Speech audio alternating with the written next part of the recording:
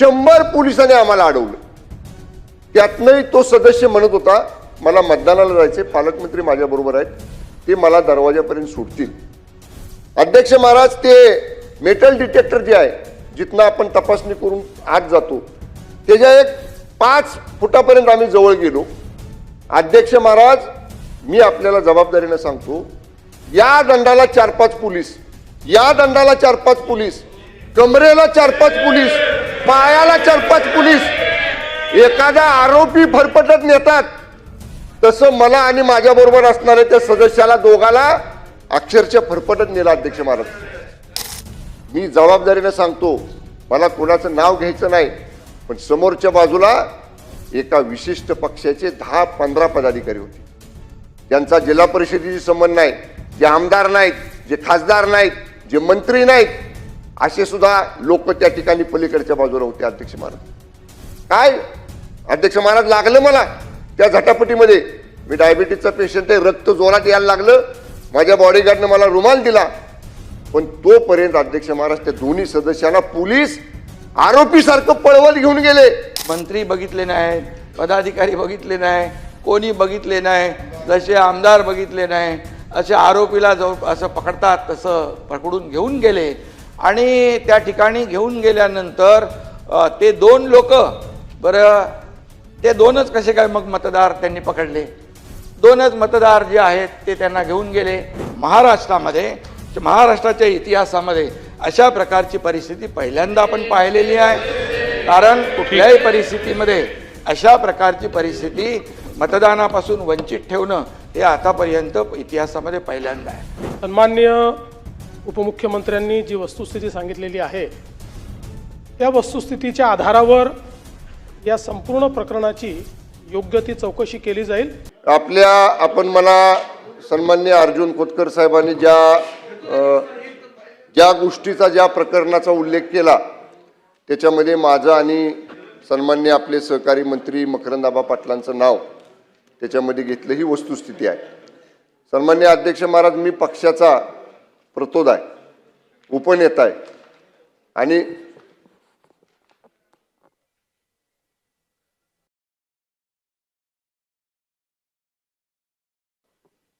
सन्माननीय अध्यक्ष महोदय, त्या निवडणुकीमध्ये जिल्हा परिषद सदस्यांना व्हीप बजवायचा अधिकार पक्षाने मला दिलेला आहे। त्या सदस्यांना निवडणुकीपूर्वी व्हीप बजवण्यासाठी मी त्या ठिकाणी होतो। सन्माननीय अध्यक्ष महोदय, 4थ्या मजल्यावर जिल्हा परिषदेच्या सभागृहामध्ये मतदानाची प्रक्रिया होती। आम्ही 4घच होतो आणि ते सदस्य आमच्याबरोबर मतदानाला चालले होते।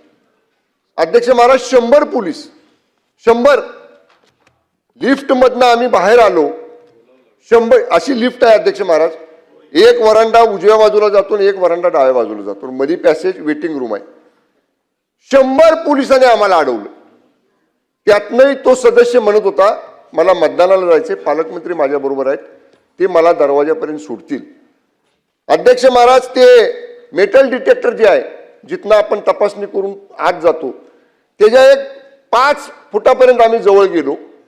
अध्यक्ष महाराज, मी आपल्याला जबाबदारीने सांगतो, या दंडाला 4-5 पोलीस, या दंडाला 4-5 पोलीस, कमरेला 4-5 पोलीस, पायाला 4-5 पोलीस, एखादा आरोपी फरफटत नेतात तसं मला आणि माझ्या बरोबर असणाऱ्या त्या सदस्याला दोघाला अक्षरशः फरफटत नेला। अध्यक्ष महाराज, या संदर्भामध्ये 4 दिवस झाले मी गोळ्या खातोय, मुक्कामार एवढा लागलाय प्रचंड। अध्यक्ष महाराज, मी 40 वर्ष राजकारणात आहे। माझे आजोबा या राज्याचे गृहमंत्री होते। ज्या आसनावर आपण बसलाय त्या आसनावर बसून या सभागृहाचं विधानसभा अध्यक्ष म्हणून त्यांनी काम केलेलं आहे। काय चूक माझी चूक एवढीच होती, माझ्या पक्षाच्या सदस्यांना व्हीप बजवायला मी तिथं गेलो आणि त्यांना अडवतात म्हटल्यावर मी त्यांना म्हणलं तुम्ही आतमध्ये चला। ही लोकशाहीचं रक्षण करणं माझी चूक आहे। आणि अध्यक्ष महाराज, आम्ही तर 4घं होतो, मी जबाबदारीने सांगतो, मला कोणाचं नाव घ्यायचं नाही, पण समोरच्या बाजूला एका विशिष्ट पक्षाचे 10-15 पदाधिकारी होते, ज्यांचा जिल्हा परिषदेशी संबंध नाही, जे आमदार नाहीत, जे खासदार नाहीत, जे मंत्री नाहीत, असे सुद्धा लोक त्या ठिकाणी पलीकडच्या बाजूला होते। अध्यक्ष महाराज, काय अध्यक्ष महाराज लागलं मला त्या झटापटीमध्ये, मी डायबिटीजचा पेशंट आहे, रक्त जोरात यायला लागलं, माझ्या बॉडीगार्डनं मला रुमाल दिला, पण तोपर्यंत अध्यक्ष महाराज त्या दोन्ही सदस्यांना पोलीस आरोपीसारखं पळवत घेऊन गेले. फक्त त्यांना मतदानाला जाऊ द्यायचं नव्हतं, फक्त त्या दोन लोकांना मतदानापासून वंचित करायचं होतं. आमच्याकडे 33 सदस्य होते, आमचे सदस्य त्यांना कमी करायचे होते. निवडणूक झाल्यावर सुद्धा तुम्ही त्यांना धरू शकला असता, पकडू शकला असता अध्यक्ष महाराज. पण एक मिनिट अध्यक्ष महाराज, मी जबाबदारीनं सांगतो, या सगळ्यांच्या पाठीमागं जिल्हा पोलीस अधीक्षक तुषार दोशी आणि एलसीबीचा पोलीस निरीक्षक देवकर आणि एलसीबीचा सहाय्यक निरीक्षक गर्जे, या तिघांना मी ओळखलेलं. हे तिघ आणि त्यांच्या बरोबरचे सिव्हिल ड्रेस मधले 100 पोलीस वरच्या सभागृहामध्ये माननीय उपसभापतींनी ह्याला निलंबित केलेलं आहे. आमची मागणी आहे या सभागृहामध्ये त्यांना बडतर्फ करावं, सन्मान्य सदस्य काढून टाकावं. सन्मान्य सदस्य अर्जुन खोतकरजी, मुळीच नाही, आपण खाली बसा, खूप झालं आता, खाली बसा. सन्मान्य सदस्य अर्जुन खोतकरजी आणि सन्मान्य मंत्री महोदय शंभूराज देसाई साहेबांनी जी माहिती सभागृहात दिलेली आहे, बसा, बोलायचं.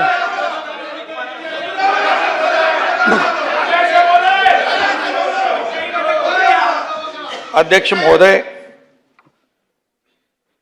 या सभागृहामध्ये सन्माननीय अर्जुन खोतकर आणि शंभूराज देसाई यांनी सातारा जिल्ह्यातली घटना जिल्हा परिषदेच्या निवडणुकीच्या अनुषंगाने या ठिकाणी जी आपल्यासमोर मांडलेली आहे त्याचा मी देखील साक्षीदार आहे. कारण ही निवडणूक प्रक्रिया जेव्हा सुरू झाली नव्हे, जेव्हा याची तारीख जाहीर झाली त्यावेळेस मला शंभूराज देसाई यांनी फोन केला होता. मकरंद पाटील पण तिकडे होते आणि ते म्हणाले की 2 मतदार जे आहेत त्या मतदारांवर कधी काळातला पूर्वीचा 5-10 वर्षाचा कुठला गुन्हा काल 1 दिवस आधी दाखल केलेला आहे आणि यांना अरेस्ट करणार आहे. तर मी पोलीस अधीक्षक तुषार दोशी यांना फोन केला.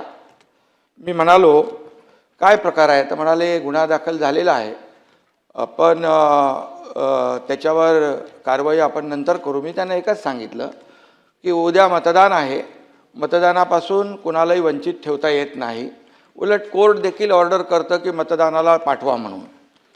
तर अशा परिस्थितीमध्ये जेलमधूनही येतात मतदान करायला, तर अशा परिस्थितीमध्ये कुठल्याही परिस्थितीमध्ये मतदानापासून त्यांना आपण वंचित ठेवू नका, ठेवता येणार नाही.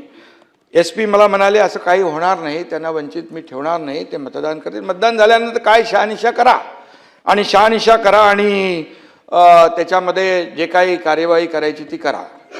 त्यानंतर मी पोलीस महासंचालक आपले दाते साहेब DG साहेबांना मी फोन केला.